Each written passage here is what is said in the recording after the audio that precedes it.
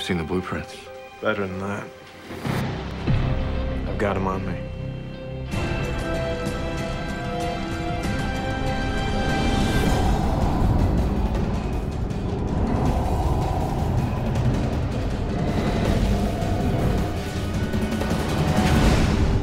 If the prison is number 1 on the call sheet, the tattoo is number 2. It's an essential part of the show.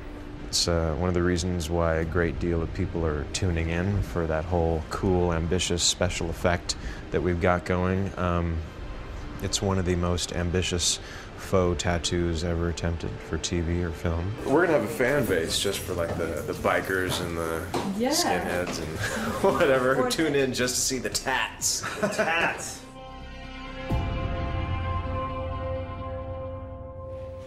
Tattoo looks fresh. Hold on. I guess being a diabetic, you don't mind needles. The idea of the tattoo came out of conversations with Francette Kelly and Don Peruse, who's an executive producer on the project as well. Do you want your chain? Keep it. The only thing you can bring into a prison, ultimately, is your body, right? You could probably trunk a few things, but we preferred that our protagonist didn't do that in the very first episode, or we might not have our audience. But basically, if, you know, which the conceit of the series was that he had the blueprints to the prison, the only way he could bring them in is on his body. And I think it was Francette, actually, who said that it should be encoded into a tattoo. I had a great experience with Red Dragon. I came across this incredible, incredible tattoo artist by the name of Tom Bird, and asked him to design the tattoo for Red Dragon, for Ray Fiennes' character, who was the serial killer. And he did such a brilliant job. I mean, that tattoo came to life. And ironically, I get Prison Break, and I'm about to direct it, and I say, oh my God, we gotta get Tom here, because part of the concept is that this tattoo comes to life, that you have to be able to look into that tattoo, think you're seeing one thing, and you see something else. I've been tattooing for a little over 10 years. I was an apprentice, just like an electrician would, or a plumber or anything like that. And I've been in the same shop the entire time. Well, I worked on Red Dragon with Brett Ratner, and he basically called me up and asked me if I was willing to work on another project with him.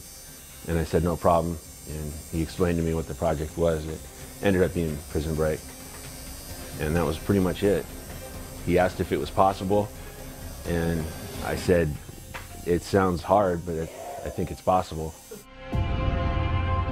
This was it's probably one of the first sketches I did to show Paul and Brett, just to give you an idea of how you could incorporate a map and hide it into more of a stone-style structure. So I used the St. Michael just as an example, because it was still in the same theme that was stuff that they were looking for. I assumed there was going to be some visual effects involved, but I wanted to put the map in there, pretending that there wasn't going to be any visual effects involved whatsoever. So it would be more legitimate, more believable. If they did decide to zoom up on it, the map was going to be in there.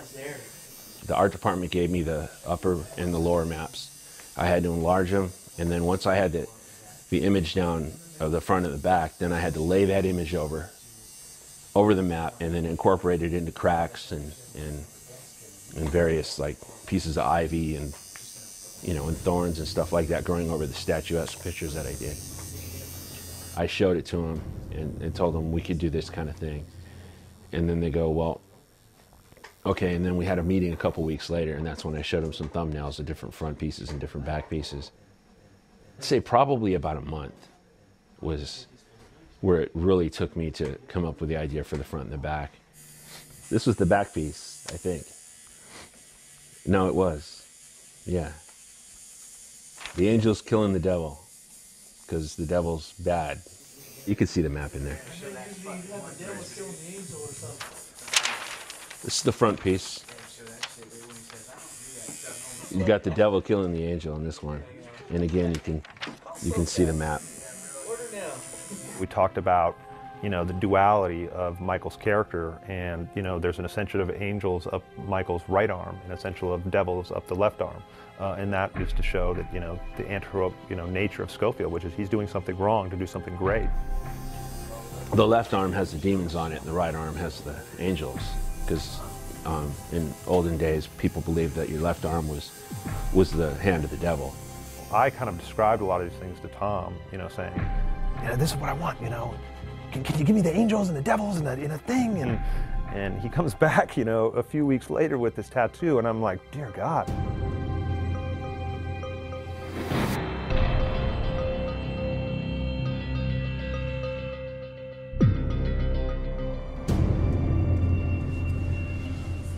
And then the inside of the arms is basically where everything is throughout the series has kind of been placed. Here's some earlier stuff of Schweitzer, Allen, and then the number. This was tricky because you basically, it was the 1112, 1147, then Allen and Schweitzer. But what we did is we had it to where it was like that on his arm. It almost had like a Sanskrit look to it. So he had to show it into a mirror after it was tattooed on him to get the information.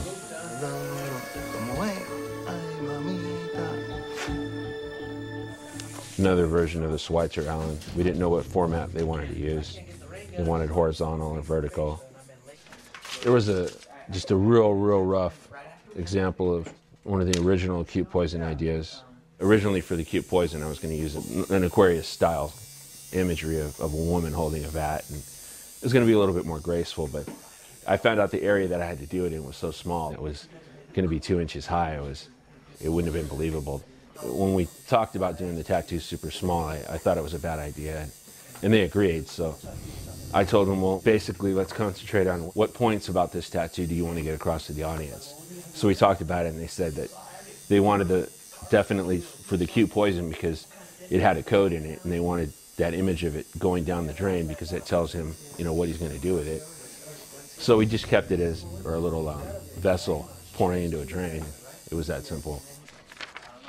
Here's kind of a location I thought that the acute poison would work.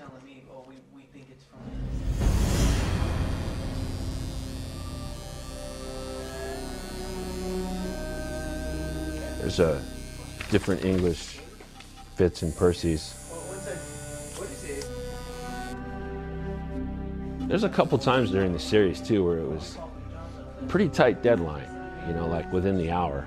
Initially, there was a cross that was going to be tattooed on his arm, and then he was going to take that and trace it out onto a piece of tracing paper and then project it onto a wall. This was going to be the image on his arm, and then this was going to be the thing that, how it would have looked when it was cast on the wall. The spikes in the cross that were holding Jesus up were going to be revealing the stress marks in the wall. So that's where he knew to drill, and then he could break down the wall. And it was a great idea, and everybody pretty much loved it. But at the last minute, they realized that once he starts breaking down the wall, the imagery is going to be Wentworth basically destroying Jesus. So the network didn't like the idea. So we ended up putting a devil's face. And I just made the stress marks in the tip of the horns, the eyes, the nostrils, and the mouth.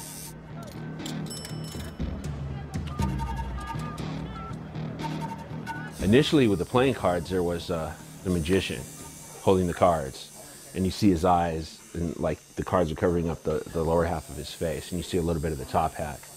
But then, because of the phone number being a female's number, and she was going to be the one answering the phone, they said it'd be kind of cool to do it with females' eyes, and I agreed. But then it got down to it where it had to be a certain size, and a room that we had to do it in. It ended up just being the cards. Originally, this was going to be the area code, and then the 555, which is not a real prefix, but they called me back and told me to change the number because what they did is they got a real account for a phone number, and then they put the real phone number on the show. So the guy who likes to pause the TV show and call those numbers is going to get some kind of pre-taped message. I don't know what it was. I forgot to call it. There's some gravestone examples.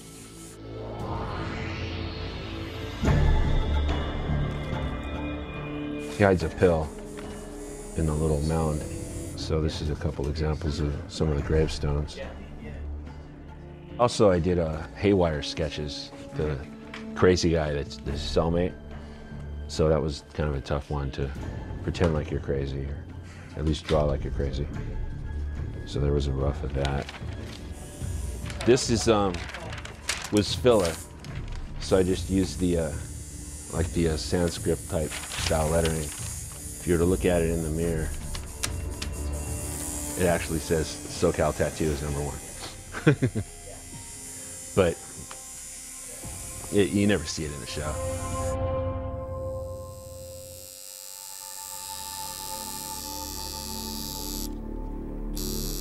In a lot of ways, it's a lot easier than a real tattoo because it's fake.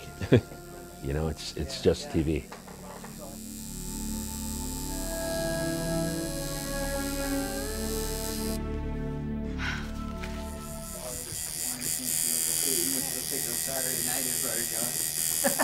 It's my first tattoo. When you're dealing with real people and you're doing real tattoos, you're dealing with a pain factor that you have to worry about the customer.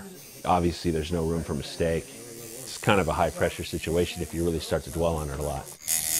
It means a lot to me. This is a memorial tattoo from my friend Mike, guitarist. He was shot innocent last year, so let's say Michael, and he's coming down from heaven, and he's just slaying the dragon.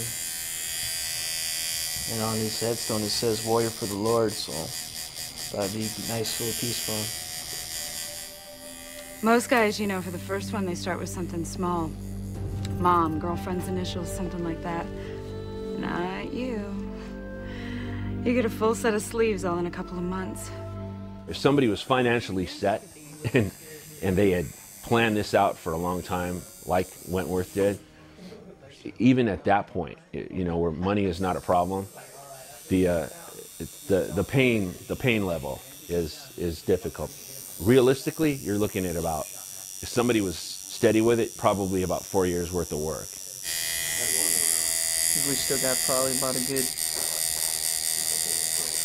8 to 10 more hours left in it after today. It's really not physically, it's just the pocketbook. It's probably it's like over $3 grand, you know? So I'm like, I hope we get this done soon, because I don't want to be in the streets, you know? For a tattoo that Wentworth has, at the size he has it, you're probably looking at about maybe like 200 hours. So 20 grand, 15, 20 grand. I mean, it's gorgeous. I mean, Tom is wow. And everyone's very much into it. I mean, you know, it's a character in its own right. And, you know, the 4.5 hours it needs to be applied every week is, I guess, Wentworth's cross that he needs to bear. It takes time. It's a process. It's about 4 to 5 hours to apply, 2 people applying it. I can't sleep while we're applying it. I'm usually standing with my arms over my head or twisted around so they can get at various parts of me. It's 20 to 25 decals that fit together like the pieces of a puzzle. And at the end of the day, you have to scrub it off because it's very sticky. It'll last for a good week and a half if you don't scrub it off. And it was a thrill at first, wearing something that felt like a work of art.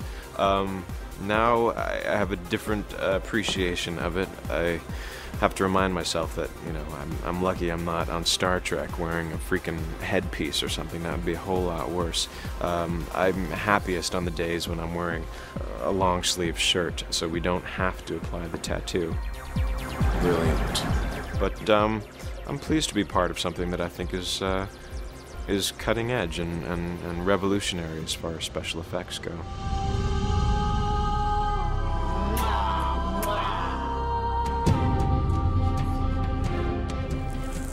It looks so fucking real. You can go to like a rave and like people be like, wow. Not get beaten up. Tom's execution of the tattoo and the design of the tattoo and the symbolism of the tattoo are beautifully done with incredible artistry, but they're also helping to tell the story. I was so blown away by the end result of what he created. I'm proud of it. Obviously, as an artist, looking back on it, I would do things artistically different, but I'm going to do that with everything I do for the rest of my life. I'm proud that they used the artwork for the beginning of the show. That kind of meant a lot to me because it tells me that they were happy with the design, and that's all I wanted to do.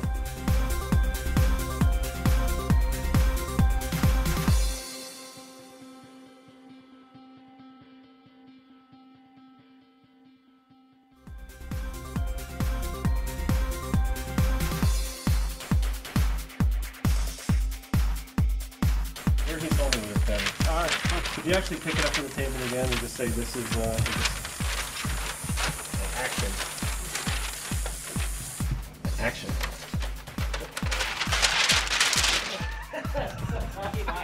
Take two. Yeah!